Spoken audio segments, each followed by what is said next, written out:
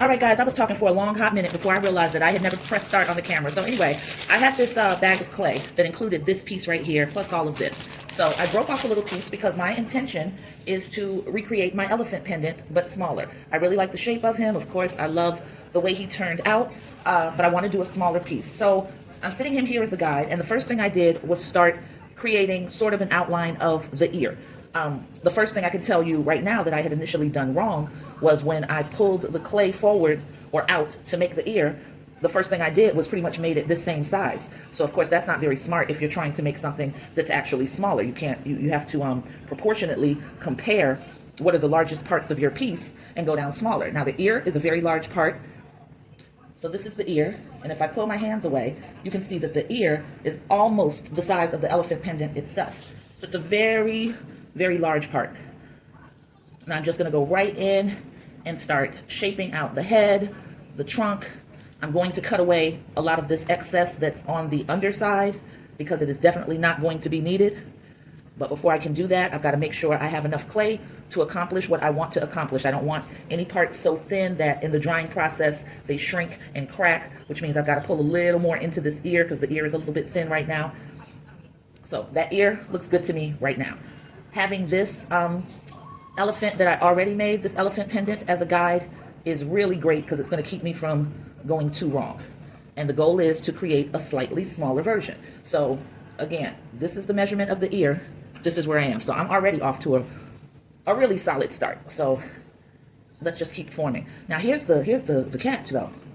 So I don't know if you guys remember or heard me in other videos talking about the fact that I need to learn how to create silicone molds so that I can create some of these pieces and duplicate them. Now, this is basically wearable fine art, so I'm not at all interested in mass producing them.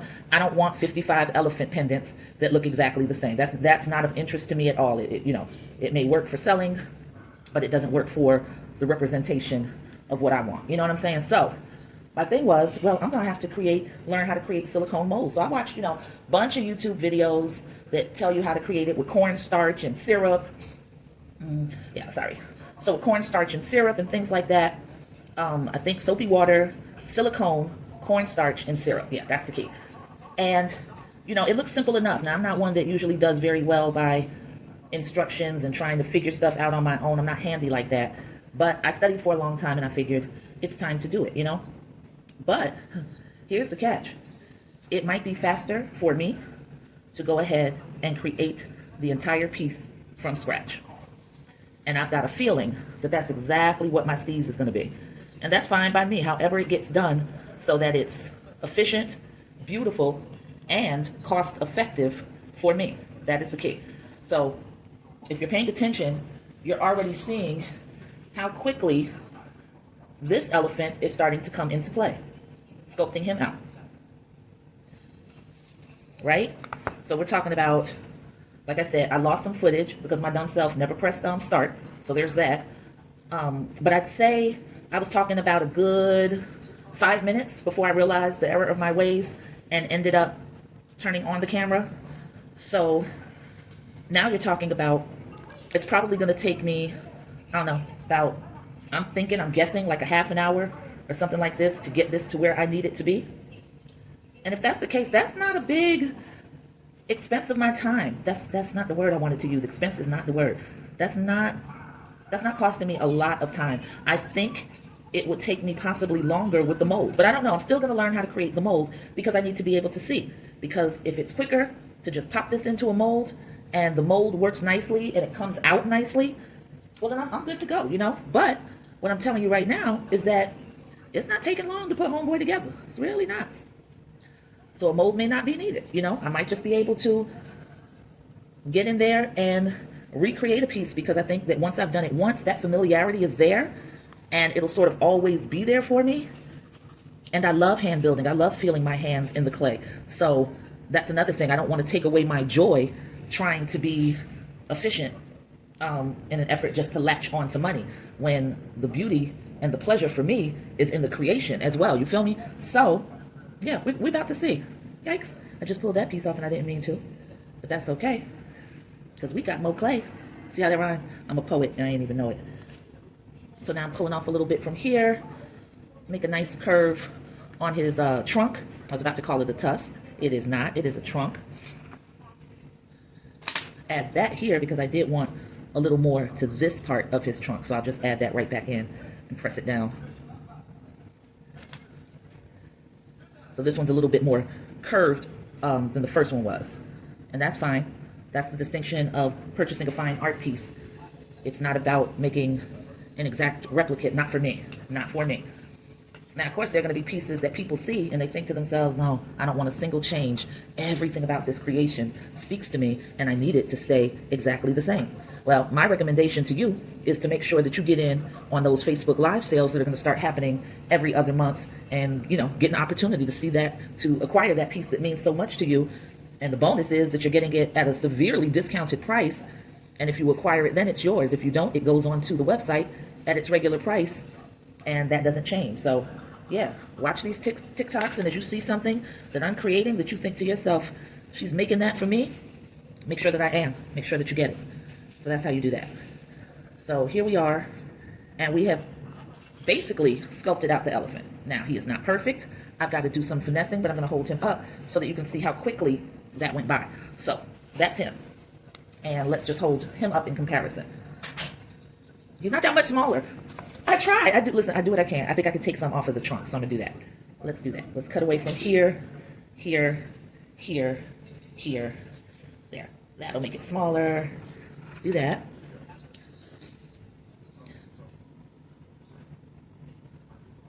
Let's build in those tusks.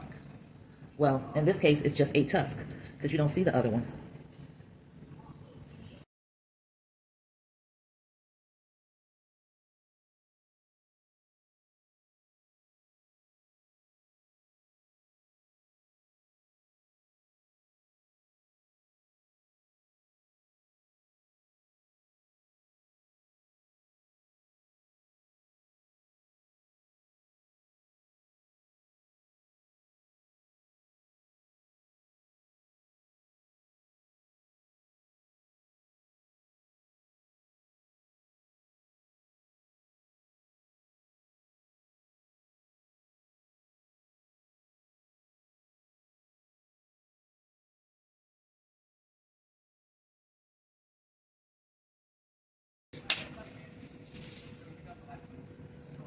So that's smaller, definitely smaller.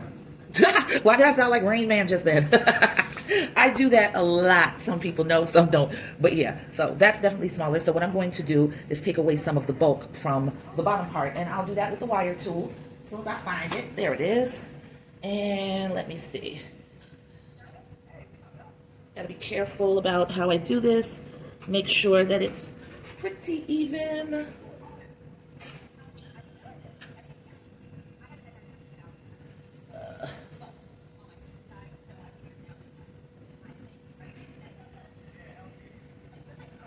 All right, I did not do that well.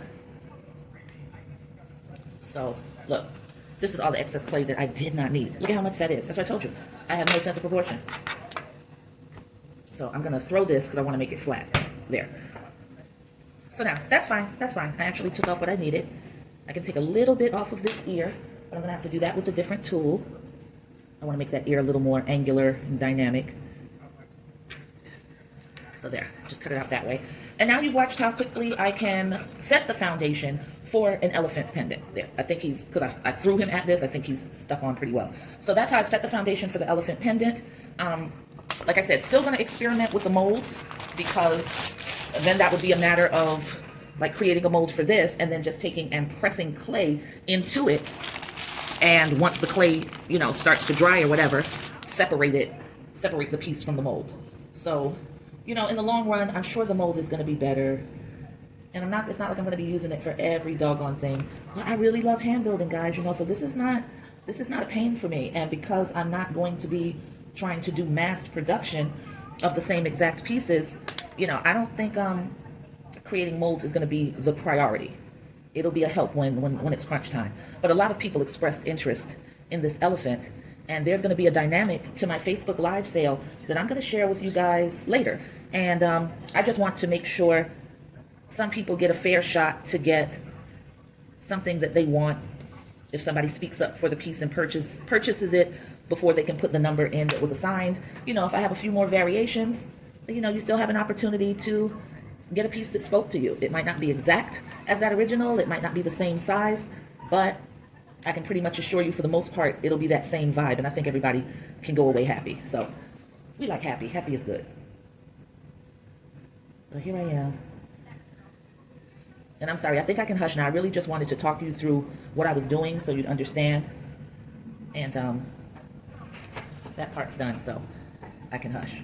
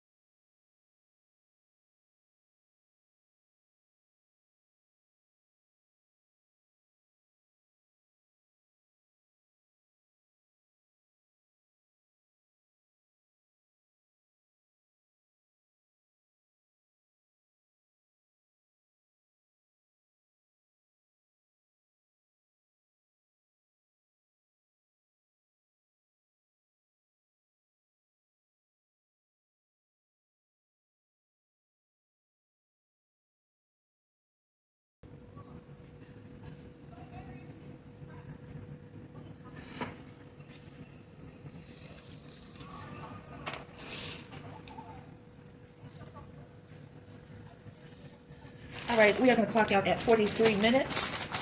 So, yeah, you know, of course it'll be easier with the mold. have a mold, press the clay into it, walk off. But I like doing this part. So yeah, I'm probably just going to end up bouncing between both depending on what type of time I have, what life brings. And I guess if I find myself getting too swamped, too busy, and too overwhelmed, there's always that. But here is the start of the new elephant pendant. And of course, he requires a lot of cleaning up. Just wanted to get the foundation down so that I can make sure that once he gets to the leather hard stage, I'm ready to work and add the details. So yeah, that's him. And as a matter of fact, so I've been finding out that I'm making my pendant holes too small. And sometimes they're shrinking. Well, not sometimes, the clay always shrinks once it goes into the kiln. But I was using a different tool and it was causing a problem because some of my beads, especially the beads, it's hard for me to fit the leather wrapped string through it. So I've got to take a little time, make these holes a little bit larger. So that's why I'm going ahead and putting this one in now. And I'm not picking this up because it's still moist and it's still pretty attached to this. So here he is. This is him. 3/4 view, back view from the front. Woo, he looks crazy from the front, but that's all right. I'll fix him up more. He needs a little bit more elephant flesh in that front part, so I'm just going to add that right now.